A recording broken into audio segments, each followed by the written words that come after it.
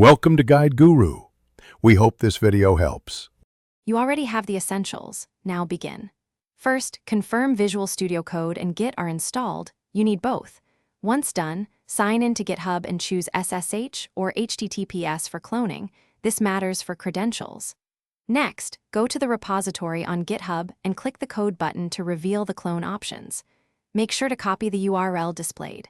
This first action sets up a reliable connection between GitHub and Visual Studio Code, so start here and proceed immediately. Now clone and open the project. If you prefer terminal, open Visual Studio Code, press Ctrl+ to show the integrated terminal, and run git clone followed by the URL you copied. Alternatively, from the GitHub page, choose Open with Visual Studio Code if available.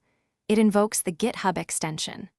Once the clone finishes, use File Open folder to load the repository into VS Code. Make sure to wait for dependencies to index and the source control panel to detect the repo. Finish by preparing the workspace and verifying connectivity.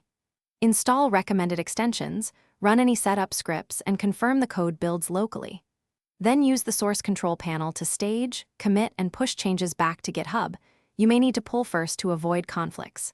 If something breaks, check SSH key configuration, ensure the remote URL matches origin, and verify your Git credentials. These are the most common issues. Once resolved, push again and make sure the repository reflects your updates. Thanks for watching. Consider subscribing if we helped you today.